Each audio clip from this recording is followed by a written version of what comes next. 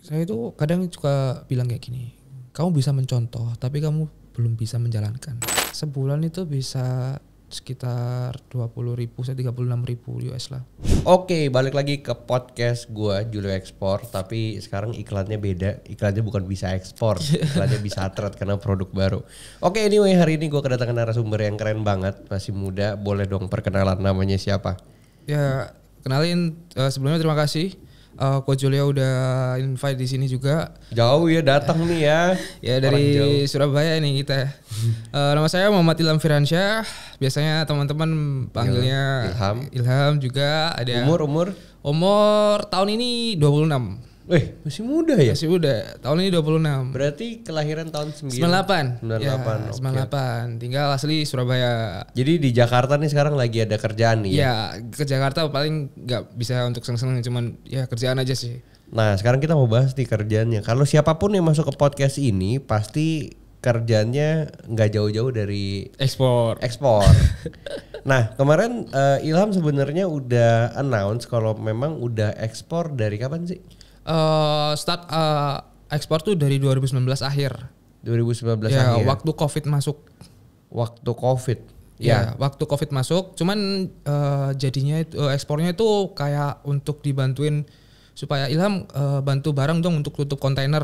Nah, kekurangan kayak gitu. Jadi pokoknya Ilham tuh bukan yang ngirim sekontainer. Bukan. Tapi cuman yang nyisa-nyisa. Nyisa aja. Orang kurang nih berapa seton misalnya gitu. Betul. Jadi bayar setonnya. Ya, awal mulanya di situ. Jadi sebenarnya mah kalau dibilang ekspor ya support orang ekspor gitu ya. Iya, ya dalam kegiatan ekspor tuh juga kita tetap berkontribusi gitu. Bener. Makanya kita sebut juga awal mulanya ekspor ya di 2019. Toh juga kan barang yang kamu kirim kan dibeli sama pembeli luar negeri aja, kan? Iya, sama betul, aja. Betul. Tapi berarti kalau ditarik ke belakang 2000, anggaplah 2020 awal ya.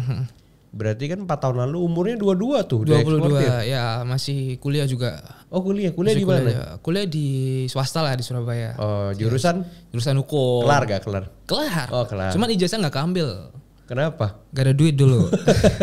Ya sekarang nggak ada lah. Nggak ada tapi diambil gak? Enggak. Oh gak mau ambil, udah cukup. Udah gak apa-apa kasih aja ya. Kasih aja lah kenang-kenangan. Siapa tahu ntar di-invite juga jadi narasumber di sana. Semoga ya. Tapi kalau misalnya kita tarik ke belakang lagi ya. Emang awal mula usahanya belajar pertama kali bisnisnya emang langsung ekspor? Enggak. Apa ada usaha-usaha yang lain? Pertama mulai start bisnis itu semester 1. Semester 1. Ya, semester 1 mau ke semester 2 itu F&B. Aku udah 19-an lah ya. Ya, ada usaha kebab gitu lah, kayak kebab Turki gitu. Ada sendiri tapi dengan brand sendiri, enggak nge-franchise atau apa, tapi jualannya di sendiri. Mana? Di Sidoarjo. Di Sidoarjo. Ya, di Sidoarjo. Jadi kayak boot kayak yang kecil-kecil gitu ya? Iya, yang begitu di depan Alfamart di gitu. Depan enggak, itu di depan bengkel sih aku, karena bengkel itu rata-rata tutup sore. Terus habis itu kita change untuk gantian lah. Oh paham. Nah itu berarti awal mulanya dari situ F&B. Iya, dagang lah istilahnya, dagang lah ya. Dagang. Berapa lama itu? Itu sampai sekarang masih ada. Oh masih sekarang? Sampai sekarang masih ada. Itu cikal bakalnya lah. Oh cikal bakalnya. Ya. Nah terus udah gitu tiba-tiba langsung ke ekspor, apa ada coba bisnis kiri kanan dulu? Enggak, kebetulan pada saat itu ada paman itu marketing lah atau juga sebuah staff lah di pabrik arang. Jadi di pabrik arang di Surabaya. Di Pasuruan. Di Pasuruan. Iya, di Pasuruan juga. Terus kemudian tertarik untuk menjualkan barangnya aja di lokal. Oh, ini arangnya arang yang masih jadi arang apa udah yang jadi briket? Udah jadi briket ya. Pada saat itu briket saudas. Cuman aku dapatnya yang reject. Oh. Nah, itu aku kumpulin, aku pasarin di angkringan pada saat itu, karena nggak tahu buat ini ya, buat kayak sate gitu ya. Karena nggak tahu. Terus habis itu lama kelamaan learning by doing, akhirnya paham lah bagaimana. Pada saat itu zaman 2019 masih Facebook itu masih oke banget cari customer. Bener nyari buyer hari itu masih oke banget Facebook dulu 2019 2020 tuh masih oke banget, kayak belum ada sekarang harus sulit. Orang-orang bingung cari di Google, cari di website dan lain-lain. Padahal di Facebook banyak ya. Di Facebook banyak. Setiap agent, juga kan di luar sana tuh ada juga trading company juga. Terus orang customer sana tuh juga kebanyakan juga jadi agent, jarang yang kayak bosnya itu untuk turun langsung, itu jarang banget. Dan kebanyakan di luar negeri tuh platform yang memang mereka pakai ya Facebook ya. Facebook, beda betul. sama kita ya. Kalau kita tuh semua platform dicoba ya. Kalau kita semua platform dicoba emang. Ya apalah TikTok lah. Cuman kalau kebanyakan di luar negeri orang mainnya di Facebook aja ya. Facebook, kemudian kalau misalnya untuk WhatsApp sendiri pun kadang-kadang dia lebih prefer telepon lewat yang Messenger tuh. Oh iya. Messenger gitu. Facebook ya. Iya, itu dulu masih video call pakai lewat situ. Dulu. Oh iya. Nah tapi waktu kamu nyari pembeli di Facebook dan lain-lain dapat tuh? Dapat, karena kan dulu kan akhirnya aku jadi kayak kalau sekarang kan mungkin trading ya. Kalau dulu tuh masih marketing dari pabrik. Jadi kita masih bawa nama pabrik gitu. Jadi kamu tuh sama si Om kerja sama buat ngebohongin barangnya di pabrik itu. Iya, ngebohongin barang itu tadi. Ya intinya masih jadi marketing lah ya. Tapi aku untuk pinjem portofolio dari pabrik itu tadi. Oke, ya bener lah ya kan barangnya si pabrik yang ngapain. Iya, banyak si pabrik itu. Jadi kamu minta portfolionya dia kan. juga dia. Terus habis itu udah dapat, sering posting kan di Facebook juga, sering nawarin di forum juga. Di grup-grup gitu ya? Di grup juga ya. Terus tapi kebanyakan aku di lapangan sih belajarnya tuh. Ketemu sama orang-orang produksi. Maksudnya kita belajar si produknya ya? Iya, belajar produknya itu di lapangan gitu. Jadi mulai dari hulu hilirnya itu Z-nya juga paham semua. Nah, tapi waktu kamu pertama kali di Facebook dapat pembeli dari mana pertama kali? Yunani. Oh, dari Yunani? Iya, Yunani. Oh, itu ngirim apa? Saudas? Saudas juga.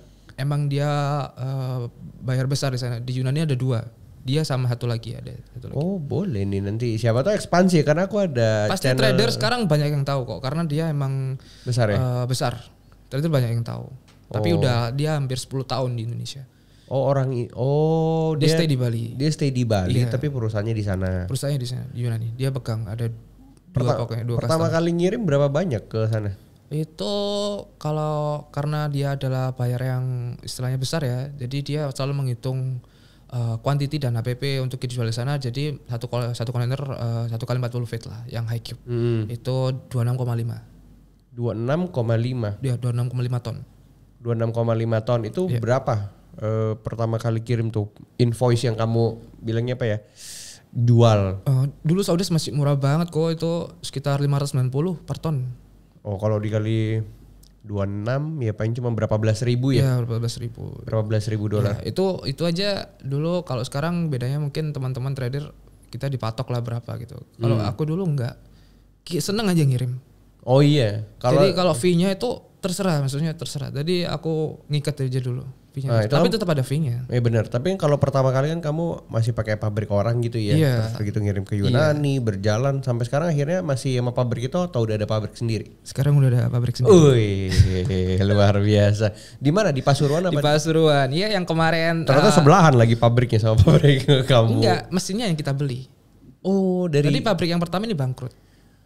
Oh. Yang pabrik aku belajar ini bangkrut. Oh, kamu beli, kamu take over lah ya? Bukan beli, tapi aku dapat pendanaan tuh sekitar 150.000 US dulu. Dari mana? Dari buyer juga. Dari buyer? Iya. Buyer Yunani? Enggak, buyer Saudi. Sampai sekarang, jadi kayak family gitu sekarang. Wih, 150.000 kan lumayan lah ya? Ya, itu nilainya sekitar 2 miliar lebih lah ya? Jadi kamu pakai uang itu untuk? Beli mesin sama sewa tanah dulu. Beli mesin sama sewa tanah. Yang kamu beli adalah pabrik yang pertama kali kamu jualin barangnya. Mesinnya aja. Iya, mesinnya aja. Mesinnya aja itu. Berarti kalau kayak gitu enak dong. Waktu dia invest, berarti dia otomatis juga berani jamin dia bakalan beli juga barangnya kan? Sekarang bukan dia bakalan beli, tapi setiap kita punya barang kita bisa kirim langsung. Jadi pokoknya dia ini dong, nerima barang unlimited sebisa kamu buat. Berarti dia terima segitu juga. Terima dulu. Tapi kalau misalnya ada miss itu bakal diretur. Oh, paham. Ya, karena dia emang jaga-jaga apa ya?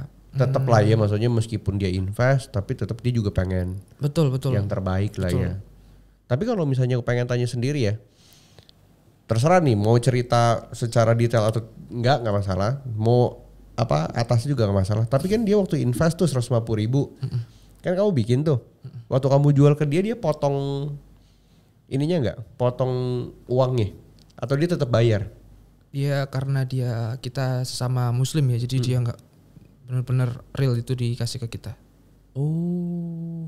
Ya, kok bisa sih? Ya, itu harus saya. Jadi walaupun paman saya dulu, tapi saya yang maju, nggak mau orang lain. Terus itu negonya gimana pertama kali sampai jangan bicara nego. Kalau nego kan artinya kamu udah Oke, gini aja deh simpel. Kan? Jadi dulu aku sama ada customer ini, aku jujur, aku sebagai marketing di sini, ya aku nggak punya barang. Barangnya dari kamu sini. Dari perusahaan sebelumnya? Iya, barangnya di sini. Tapi aku tahu semua produksi A sampai Z, ya. Dan aku nggak minta uang spesial pun ke dia ketika menjualkan barang. Jadi aku seneng aja untuk berinteraksi sama dia. Tapi dia selalu kasih fee. Ya ini Ilham $100 buat kamu. Itu udah seneng banget dulu. $100 ya. Terus $100 itu tapi masuk ke rekening perusahaan. Nah, akhirnya ya tempat ngomong ini dapat segini. Oh ternyata dicairin dapat segini. Wah alhamdulillah nih lumayan itu loh. Waktu masih kuliah tuh ya? Itu masih kuliah, jadi Oke banget gitu loh. Apalagi kita udah naik kelas, kita hubungannya bukan dengan customer lokal tapi udah customer luar negeri, itu udah oke banget. Udah bangga lah ya? Ya udah bangga. Nah setelah itu ya udah nggak mau sama yang lain. Pokoknya aku harus yang as a direkturnya itu aku, walaupun ada lagi direkturnya. Jadi aku bikin kayak badan hukum lagi, itu aku sebagai as a direkturnya. Oh, berarti sebenarnya mah pembeli karena dia ngelihat kamu oke, pelayanan kamu oke, terus dia percaya sama kamu. Betul. Pokoknya dia maunya ya kamu aja dah. Iya. Mau dia pabriknya dari mana nggak peduli. Pokoknya maunya Ilham aja. Betul. Oh sampai akhirnya bisa bilangnya apa ya? Itu berarti Saudi juga dapatnya dari Facebook. Itu dari relasi di lapangan. Jadi dia udah tahu emang kinerja aku yang sering nutup kontainer. Terus pada saat itu kita sempat ketemu pada saat aku ngirim barang pakai pickup. Itu ini barang dari mana dong? Itu dari pabrik saya. Oh di mana pabrik kamu? Oh intinya mah mulut ke mulut lah ya. Iya, mulut ke mulut yang ada di lapangan gitu loh. Ya sebenarnya balik lagi ya, namanya semua bisnis mah harus punya integrasi nama baik supaya ya wangi. Ya itu tadi, itu yang saya jaga lah alhamdulillah. Di kalau wangi kan semua orang kecium wanginya terus nyari kan, sumbernya dari mana, dan ternyata ketemunya Ilham gitu ya. Betul. Tapi ya orang pasti selalu cari celah salahnya kita lah. Iyalah namanya bisnis kan nggak selalu orang seneng sama kita kan. Iya, oke. Ada aja salahnya kan. I feel it. Nah tapi kalau misalnya kita bicara kamu dimodali, terus kamu beli mesin dan kamu jalan, berarti sekarang kamu emang supply-nya ke dia aja apa udah ada ke yang lain-lain? Ada tapi harus izin dia. Oh dia takut kapasitasnya tuh turun gara-gara kamu ke yang lain gitu ya? Ya jadi dia itu kan ada jatah sendiri untuk dia itu berapa kontainer gitu. Jadi mungkin misalkan ada di Saudi itu ada grade-grade-nya itu. Mungkin untuk grade A, B-nya itu untuk dia. Untuk yang lain kamu boleh jual, tapi harus izin dia dulu. Oke. Kita selama 10 tahun sih itu. Kontraknya? 10 tahun. Ini udah jalan berapa lama? Ini berarti 4 tahunan. 4 tahun? Ya, 4 tahun. Berarti kamu dari umur 22 itu ya? Dari yang pertama kali kamu yang waktu awal mungkin waktu kuliah kamu ya numpang-numpang orang Newport beberapa sisa barang. Betul. Kan. Terus pas kamu ngirim sendiri langsung dapatnya dia tuh ya? Iya, tapi juga apa ya, beneran gak expect sih. Ngalir aja gitu, gak tahu bakal dapat kayak gitu tuh, gak tahu. Iya siapa yang tahu ya. Expect aja sampai si paman itu lah. Aku kan yang ngajarin kamu, kenapa kok kamu, ya udahlah ini berarti rezeki dan kamu berhasil mengemban amanah yang sudah paman ajarkan. Oh berarti gitu. Paman kamu juga sekarang bantuin kamu? Sekarang ngurus produksi. Oh bantuin produksi? Iya. Ya, jadi manajer produksi lah ya? Ya produksi di pabrik terus. Nah tapi kalau misalnya sekarang kamu jalan tuh yang kirim ke Saudi itu satu bulan berapa kontainer? Kebetulan karena aku juga udah expand bukan di briket aja tapi di Arangkayu juga sama si Bisma itu sebulan bisa 10 sampai 15. Banyak ya? Banyak. Kulihat memang postinganmu ngeri sih. Itu hanya ke beberapa aja kan aku nggak harus posting terus. Betul, capek ya. Capek. Terus habis itu penyakit hati ini banyak loh. Ya kita itu banyak. Jadi tapi kalau untuk bulan ini hold dulu karena emang kendala untuk bulan ini shipping rates ya yang naik ya itu. Jadi emang customer lebih banyak hold dulu lah. Tapi efeknya ke kita sih. Tapi kalau misalnya kemarin kan sempet tuh ada video call sama siapa tuh? Sama si Ali. Itu bayar dari mana tuh? Itu dia bayar dari Mesir, tapi dia punya market ke Saudi sama Qatar. Oh. Ya, enaknya sama dia, alhamdulillah juga ini juga sebuah, pokoknya di setiap komoditi ini aku dapat rezeki terus lah, alhamdulillah. Kalau sama si Ali, dia nggak peduli kamu punya barang berapa, kirim.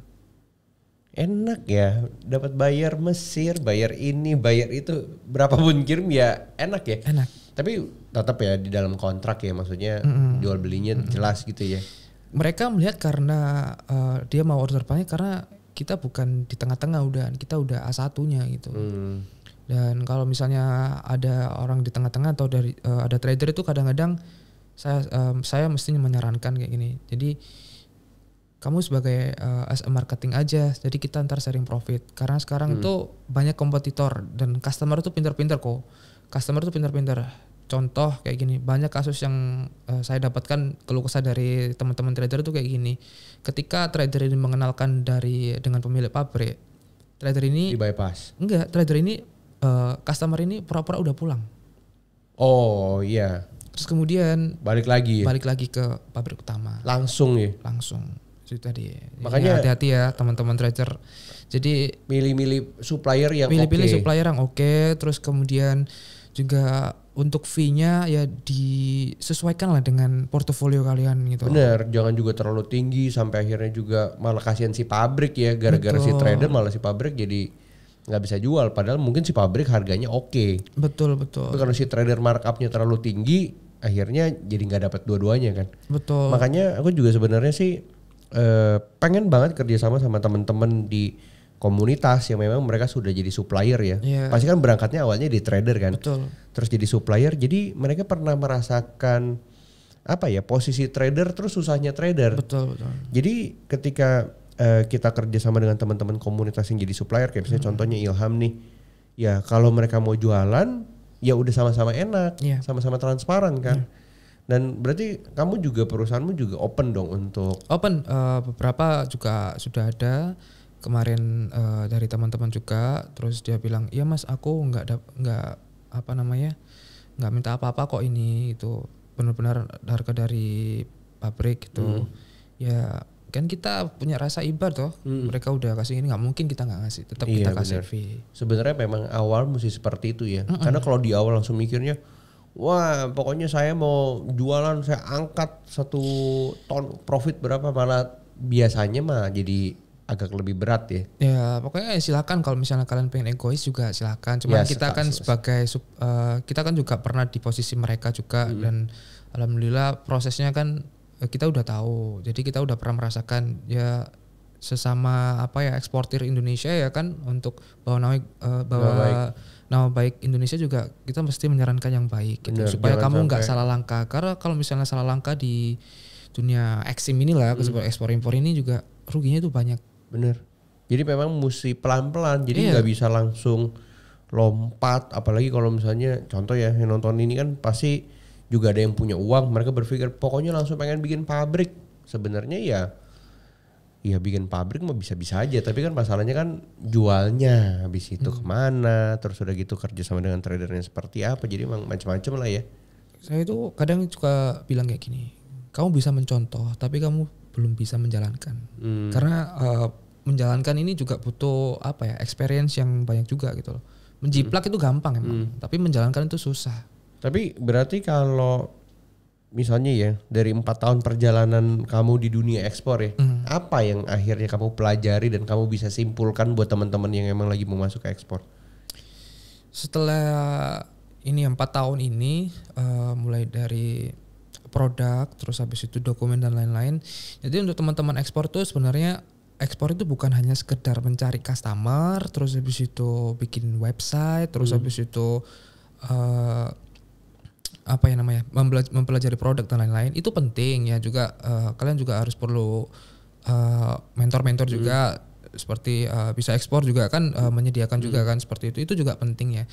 Tapi yang lebih penting lagi itu adalah perjalanannya setelah kalian appointment saat maksudnya deal dengan customer itu tadi. Banyak yang harus kalian urusin kalau misalnya kalian mau terjun di dunia ini. Contohnya mungkin dokumen-dokumennya, karena dokumen ini bagian fatalnya ketika kalau misalnya si trader ini belum tahu. Tuh, mungkin seperti pemberitaan ekspor barang, terus habis itu invoice, packing list, submit instruction gitu, banyak banget yang harus diperhatikan. Jadi terus aja belajar, terus jangan ngerasa kalian udah pernah ekspor 1-2 terus habis itu bisa jadi tahu, tapi ingat di luar sana juga banyak yang udah ekspor tapi dia nggak muncul, banyak banget itu. Banyak banget. Saya punya rekannya, kenapa kamu nggak muncul dan kamu belajar untuk mengedukasi.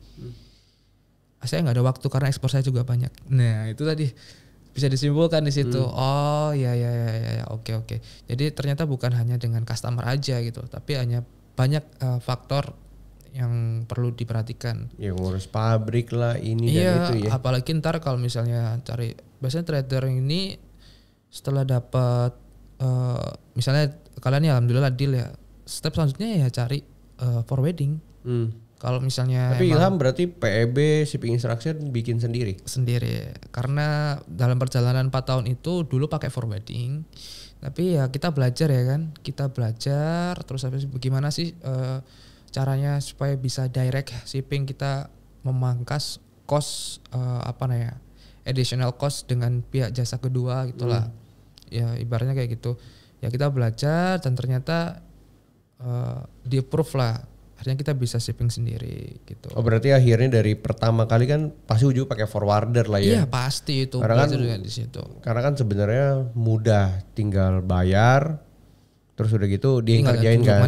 Cuman karena memang pengen lebih tahu aja ya. Dan bukan sebenarnya kalau ketika udah pilih forwarder itu juga kita harus pantau. Kita harus pilih forwarder yang benar-benar amanah gitu. Benar, dan memang mereka udah punya expertise di situ kan. Karena banyak banget kasus teman-teman trader yang kayak, jadi forwarder itu banyak banget di setiap hampir pelabuhan itu selalu jajar kantornya itu ya. Apalagi marketingnya itu banyak banget itu, yang banyak yang nawarin A, B, C, D, E, F, G.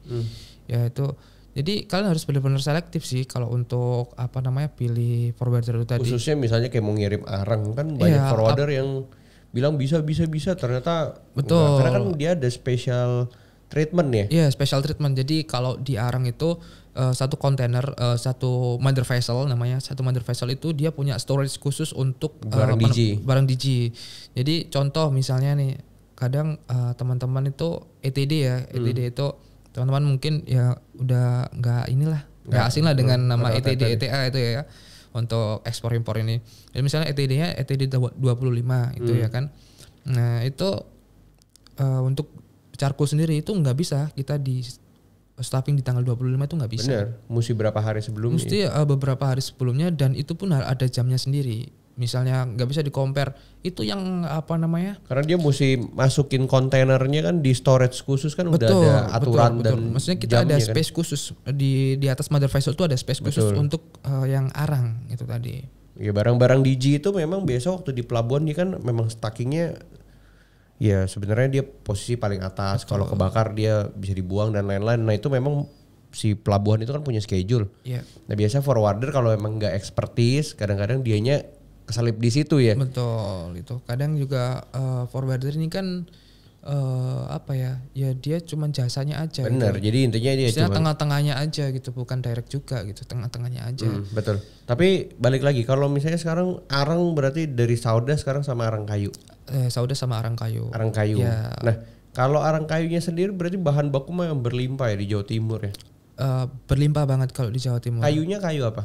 Banyak ya. Tamarin tuh kan kayu asam. Itu banyak di daerah kita ya, di daerah Bondowoso, di tempat Bisma juga, terus di Bondowoso dan sekitarnya, pokoknya arah timur lah itu tadi. Terus habis itu ada kayu-kayu lokal keras lainnya itu. Tapi kemarin ya sempat aku udah ngobrol Bisma juga, partnernya nih ya buat yang nggak tahu. Nah kalau misalnya kan kamu banyak kirim ke Saudi tuh. Terus kemarin aku sempat ada omongan, dapat informasi katanya banyak orang Indonesia di sana yang bikin trading house ya. Ada juga sih kayak gitu. Jadi trading house di mana orang Indonesia yang jualannya direct. Kalau sekarang kan kamu kan kirim ke Saudi kan berarti buyer ya, importir kan. Iya. Katanya banyak orang Indonesia sendiri yang ngimpor. Ada sendiri sih. Jadi emang kalau di Saudi itu emang ada pasarnya sendiri, emang khusus untuk daerah itu. Kayak apa ya? Contoh di Indonesia yang misalnya daerahnya ini furniture semua, itu di situ arang semua di situ, ada juga di situ. Ada ya? Ya mungkin orang-orang di sana juga kebanyakan sih mahasiswa ya, karena aku kebanyakan nemu sih mahasiswa yang emang dia itu selagi dia mengemban ilmu di sana, dia juga sekalian ingin belajar bisnis di sana. Karena kan tanpa modal juga bisa sih sebenarnya ini tanpa modal juga bisa, tergantung dari portofolio dan cara kalian berkomunikasi aja dengan customer nantinya itu tadi. Toh juga kamu mulainya di awal juga tanpa modal. Iya tanpa modal. Modalnya cuman ya bensin. Ya, modalnya cuman nggak ada malu gitu aja tanya-tanya. Tapi kalau misalnya kan sekarang kan banyak tuh mahasiswa kita di luar gitu ya. Kamu nggak ada bilangnya apa ya? Kepikiran gitu loh untuk bisa kerja sama dengan mereka, atau kamu bikin trading house di luar yang tadi di Saudi tuh jadi ngimpor sendiri? Ada beberapa. Jadi pengembangannya bukan ke hulu, bukan ke pabrik-pabrik lain, karena udah pabrik udah mentok kan. Kan pengembangannya tinggal maju ke depan tuh ke sisi marketing. Ada kalau teman-teman di sana kemarin aku dapat info juga, dia udah dibantu sama ITPC juga di negara-negara tersebut, dan emang banyak pemuda-pemudi Indonesia itu yang di luar itu banyak malah yang lulusan pondokan malah yang di luar sana itu yang di Saudi. Mungkin ya kendalanya dia adalah di sampel aja sih. Di sampel dia itu ngasih foto dan video aja. Tapi jadi dia nggak punya barang. Maksudnya orang kita yang di sana tuh nggak punya barang yang ditunjukkan gitu ya. Nggak punya barang ditunjukkan, dan kemudian kalau misalnya customer ini minta sampel itu dia agak keberatan dengan biaya pengiriman gitu loh. Mungkin kalau misalnya di Singapura, di Korea itu memang murah sih. Kalau misalnya di sana udah mahal sekilo gitu. Aja bisa berapa juta ya? 1 jutaan. Terus habis itu kendalanya adalah mungkin di sana juga teman-teman masih kurang edukasinya soal barang ekspor yang ada di Indonesia. Jadi karena edukasi customer ini kadang-kadang salah. Karena customer melihat yang ada di internet kadang-kadang, nggak belajar langsung di tempat produksi. Betul. Itulah kadang-kadang kita ngejelasin walaupun kita benar, tetap aja kita salah. Iya, gitu. Makanya sebenarnya sulit ngerubah itu kok. Makanya aku kemarin kepikiran masalah ini. Jadi informasi yang si pembeli dapat ini terbatas. Dia tuh cuma dapat foto sama video yang nggak jelas gitu loh. Foto, video, terus cerita dari mulut ke mulut. Sebenarnya kalau contohnya arang ya. Contohnya arang itu kayak arang briket ini harus keras. Terus habis itu ya emang harus keras. Iya lah, kalau lembek mah bukan arang namanya. Bla bla bla bla. Nah, sedangkan saya di tempat produksi tuh kita udah mati-matian loh bikin kayak gini, tetap nggak dihargain. Maksudnya edukasinya tuh dia kurang itu loh. Kadang-kadang ya namanya pembeli ntar maunya ini, ntar maunya itu. Iya nggak masalah gitu, nggak masalah. Tapi kalau misalnya sampai kenapa kok bisa kayak gini terus, itu juga jadi pertanyaan gitu loh. Dan kadang customer itu juga pintar. Makanya kalau sekarang ya treatment untuk barang saya sekarang itu saya selalu selipin satu seal kecil untuk menandai barang saya, bahwasanya barang saya itu bukan barang yang jelek. Jadi dia tuh suka iseng ya, kayak misalnya ngirim ke sana terus dia kirim video ya, kayak wah barangmu jelek nih, rusak gitu. Nah itu diskon gitu. Nah itu supaya dia bisa komplain, habis itu dia udah nemu, kalau nggak gitu nemu supplier lain yang lebih murah gitu.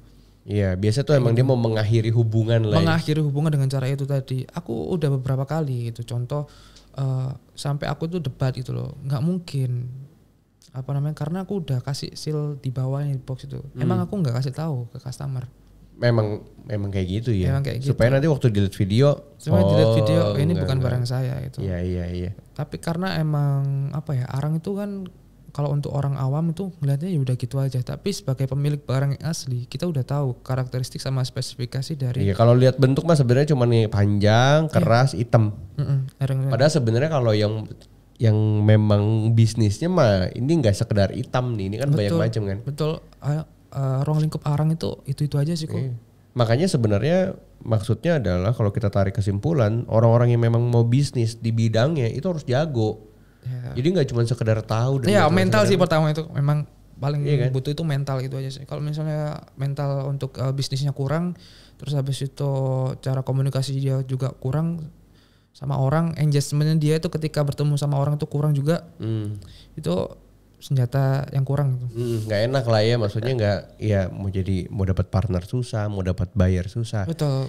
Makanya sebenarnya memang itu faktor yang tidak bisa bilangnya apa ya, komunitas Bisa Ekspor ini ajarkan, karena kita kan bicara secara scope ekspor.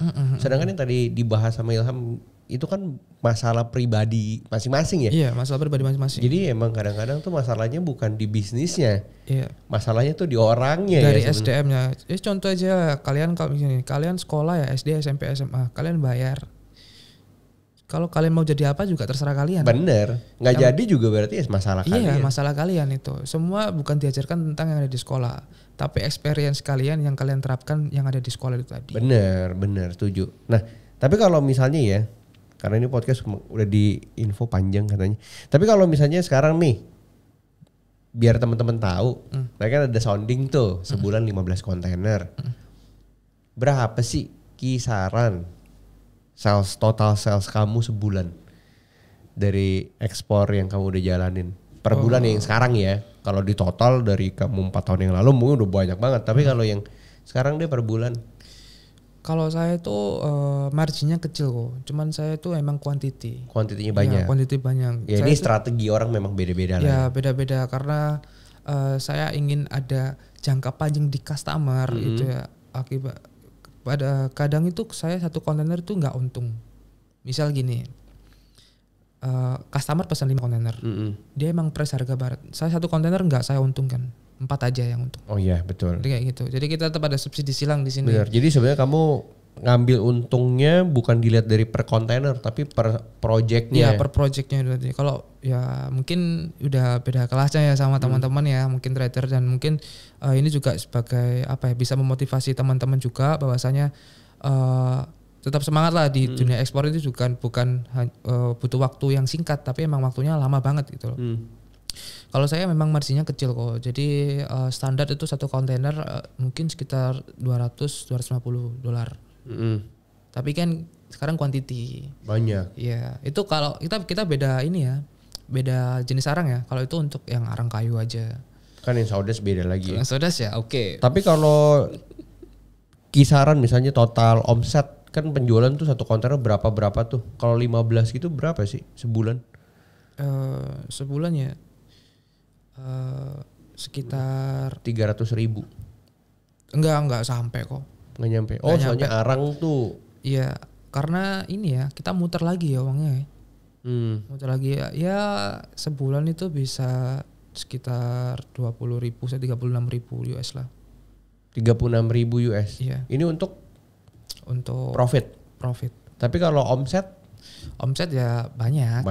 Miliaran lah ya pokoknya. Iya, karena kita apa ya namanya ya, untuk kirim-kirim barang aja dan customer saya itu sekarang tempo gitu bayarnya.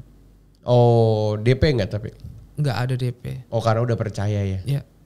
Ya ini udah beda kelas nih guys. Kalau emang tapi, udah apa namanya, sepercaya mungkin ya tetap ada hitungan lah ya. 3 kali saya pernah kirim ke Kuwait, sampai sekarang barang saya di Kuwait belum diambil.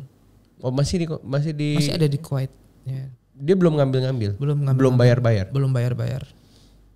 Itu sampai aku jual ini sampai aku jual udah terakhir lah $8.600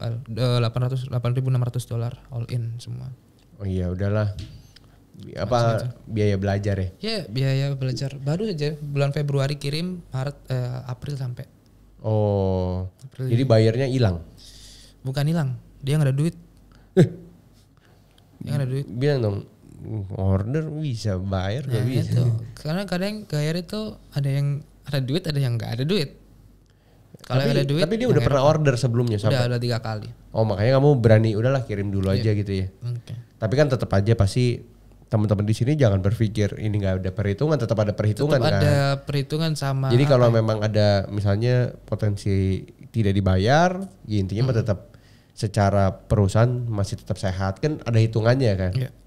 Ya sama lah ya di bisnis mana juga, di saham juga sama, mereka punya perhitungan kalau memang ternyata masih keuangannya ngepas, mana berani kamu ngasih 3 kontainer kan? Iya, itu tadi tergantung apa namanya kita mentalnya aja lah. Iya. Kamu nekat apa enggak gitu. Kalau dapat, wah bagus nih. Bagus. Tapi kan dia tetap aja, maksudnya positifnya adalah bayarnya tetap ngelihat bahwa nanti deh kalau suatu hari nanti aku ada uang mau beli lagi pasti belinya ke Ilham lagi kan? Iya itu tadi. Terus habis itu ya konseninya atau nama customer ID-nya dia juga tercemar udah. Bener. Jadi dia ya jelek di dia juga kan. Tapi kan bagus di kamu karena keren nih supplier. Tapi ya yang saya sayangkan itu adalah demo extension yang tetap berjalan. Penalti ya. Penaltinya itu masih tetap berjalan. Ya mesti dia lah kan posisinya barang itu udah di sana ya. Sampai temuin customer lagi itu dia keberatan sama penaltinya tadi. Itu pun aku masih bantu. Ya udah 50-50. Ya udah yang penting enggak keluar. Yang penting keluar lah, enggak rugi 8.000 sekian lah. Iya. Daripada nggak sama sekali kan gitu. Yang keluarin lah gitu. Tapi ini pembahasan podcast ini berat karena teman-teman melihat dari sudut pandang orang yang memang sudah di posisi supplier. Kalau kita bicara trader ya mungkin trader masalahnya tidak seberat ini karena kan semuanya kan tinggal kerja sama-sama supplier. Misalnya contoh nih ada trader dapat bayar kerja sama-sama Ilham, biar Ilham aja ngurus semuanya. Kalau untuk trader sendiri ya sekarang tuh emang kalau menurut aku pribadi ya itu emang agak susah kalau kita nggak berkolaborasi dengan supplier. Bener. Atau notabene-nya itu dia itu benar-benar egois untuk menjalankan diri sendiri, maksudnya company-nya dia sendiri gitu. Jadi mau nggak mau kita tuh kalau misalnya pengen goals, habis itu pengen gampang, itu kita kolaborasi aja dengan supplier, tapi dengan attitude yang benar-benar baik. Jadi intinya adalah ada trader kerja sama-sama Ilham, udah jadi ya Ilham yang ngurusin tuh. Betul. Iya kan? Betul. Ya sebenarnya tergantung orang ya kalau memang. Tergantung si suppliernya itu kok. Iya, dan juga tergantung orang. Misalnya contoh dia dari trader, dia mau besarin lagi usahanya di bidang tradingnya, ya silahkan. Tapi kalau Ilham kan memilih untuk turun menjadi suppliernya kan. Turun jadi kan supplier. Ada juga perusahaan trading yang kaya banget, nggak punya pabrik juga ada. Singapura juga contohnya banyak. Kalau Singapura trading company gede-gede nggak punya pabrik, tapi memang ya pilihan orang kan beda-beda ya. Ada yang pengen turun karena misalnya pengen buka lapangan kerja lebih banyak, nggak bantuin petani. Nah itu kan yang jalan Ilham pilih. Tapi kalau ada yang ngerasa aku mau bikin trading house besar ya silahkan. Tapi intinya adalah trader dan supplier ini harus kolaborasi. Jangan sampai semuanya sendiri-sendiri gitu ya. Ya aku kasih tips lah kalau misalnya mau untung sebagai trader ya. Jadi ada cara sebenarnya untuk untung di sini. Jadi trader kalau misalnya mau barangnya itu udah pas nggak bisa dinego lagi, tinggal kerjasama aja sama supplier ya. Minta CNF. CNF, cost and price-nya dengan supplier yang emang dia benar-benar udah direct shipping. Nah, jadi ada fee forwarder. Iya itu. Jadi fee-nya ntar bukan dari barang aja, tapi dari shipping juga. Bener, karena kan sebenarnya ada keuntungan yang forwarder ambil, tapi karena suppliernya ngerjain sendiri ya keuntungan forwarder ini. Nah itu, jadi kalau misalnya kalian ya, kita nggak bisa dapat margin 50 US per ton, buang lah itu. Ngikut aja lah kamu sama supplier misalnya. Jualin aja dengan harga segini, terus habis itu kamu tanya shipping rate-nya berapa, kamu tinggal apa saja berapa ratus dolar, ya kelar. Benar. Itu kalau pengen untung, misalnya kalian bisa berpikir jernih bahwasanya. Ya tapi kan mesti nyari supplier. Jadi memang dia mesti ada ya tenaga lah buat nyari supplier yang memang oke untuk dia kerja sama. Tapi kalau misalnya ini sih Ham, misalnya sekarang nih ya, anak-anak muda kan lagi banyak nih, mereka ambisinya tinggi nih untuk mereka belajar ekspor. Boleh nggak nih terakhir kamu kasih sebuah statement atau ungkapan yang bisa memotivasi mereka, tapi di jalan yang benar untuk mereka jalan ekspor? Oke, pertama ya ini untuk trader sama teman-teman eksportir, kalian harus jadi eksportir yang benar-benar ada integritasnya supaya jadi orang yang jujur juga, karena itu yang akan merubah jalanmu nanti. Dan satu sih emang ini kenapa saya selalu tekankan ini kepada audiens saya juga, harus pakai jalur langit juga ya kan. Bener. Karena yang mengetuk pintu hati customer itu bukan kita meskipun kita buat starter pack A B C D F G. Tapi kalau misalnya Tuhan kita nggak buka pintu hati untuk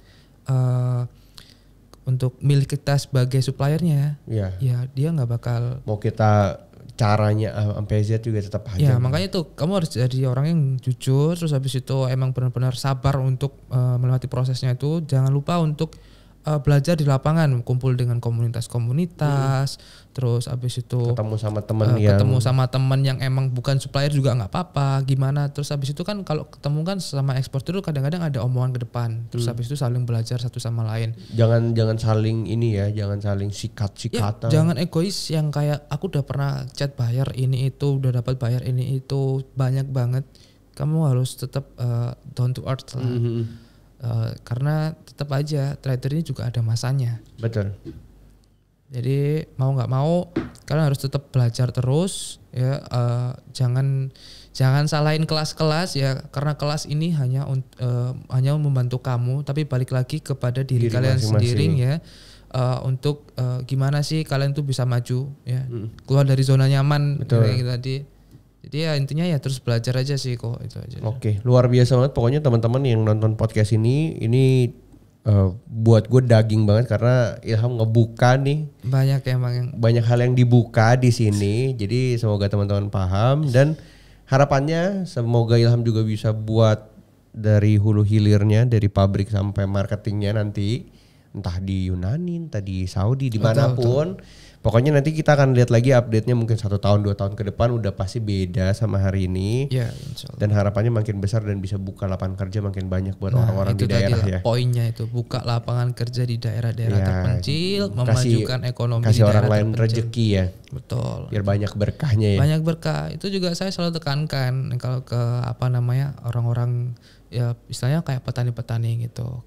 Ini harus kerja yang benar karena rezeki kita dari barang yang kita hasilkan tadi. Kalau misalnya kita hanya menjembatani aja ya, sebagai eksportir kita menjembatani orang-orang di daerah lokal, tapi ya balik lagi kalau misalnya barangnya nggak bagus ya kita nggak bisa appointment di situ. Benar, boleh.